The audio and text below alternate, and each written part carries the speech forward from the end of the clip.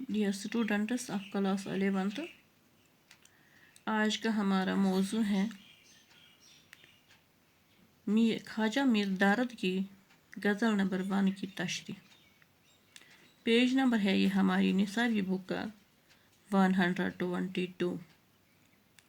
ہاں، پہلا شعر ہے بیٹا: مقدور ہمیں کب تیرے وصفوں کی رقم کا، حقا کہ خدا بند ہے تو لوح و قلم کا۔ فرماتے ہیں شاعر غزل کے اس پہلے شعر میں مطلع جو ہوتا ہے غزل کا، اپنی محبوب حقیقی سے یعنی اپنے اللہ پاک سے کہ اے میرے محبوب، ہم میں اتنی طاقت کیسی، یعنی انسان میں اتنی طاقت کہاں کہ وہ اپنے محبوب حقیقی کی تعریف، اپنے اللہ پاک کی تعریفیں کر سکے۔ یہ سچ ہے کہ تو لوح و قلم کا مالک ہے، تو ہر کسی کا تقدیر بنانے والا ہے، لیکن ہم میں اتنی طاقت نہیں ہے کہ ہم تیرے اوصاف بیان کر سکیں، تعریف کر سکیں آپ کے صفتوں کی، آپ کے وصفوں کی۔ دوسرا شعر ہے: اس مسند عزت پہ کہ تو جلوہ نما ہے، کیا تاب گزر ہوئے تعقل کے قدم کا۔ فرماتے ہیں اے میرے محبوب، آپ جس عزت کے مسند یعنی عرش بری پر جلوہ نما ہو تو انسان کی عقل کا طاقت کہاں، عقل کا گزر کہاں کہ وہ اس مسند عزت و احترام پر قدم جما سکے۔ یعنی انسان کی عقل کی رسائی آپ کے عرش عظیم تک نہیں ہو سکتی۔ تیسرا والا شعر: بستے ہیں تیرے سائے میں سب شیخ و برہمن، آباد ہے تجھ سے ہی تو گھر دیر و حرم کا۔ آباد ہے تجھ سے ہی تو گھر دیر و حرم کا۔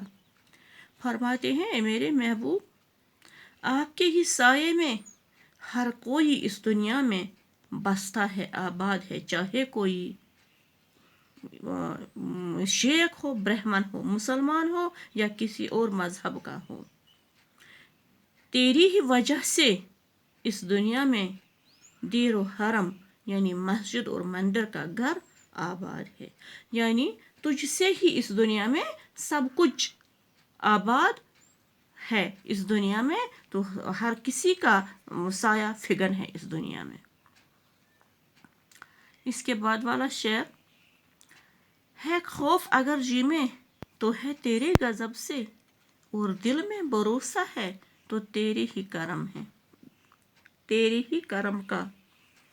فرماتے ہیں شاعر کہ اے میرے محبوب، اگر میرے دل میں کوئی خوف ہے، ڈر ہے، تو وہ صرف تیرے غضب کا ہے، تیری ناراضگی کا ہے۔ میں نہیں چاہتا ہوں کہ اس دنیا میں میرا محبوب ناراض ہو جائے، مجھے ڈر ہے اسی بات کا۔ اور اگر دل میں بھروسہ بھی ہے تو وہ بھی تیرے ہی کرم کا، تیری ہی مہربانی کا۔ یعنی ڈر بھی ہے آپ کے غضب کا، اور بھروسہ بھی ہے اس بات کا کہ آپ بخشنے والے ہو گناہوں اور غلطیوں کو، اس لیے بھروسہ بھی آپ کی مہربانی، آپ کے کرم کا ہے دل میں۔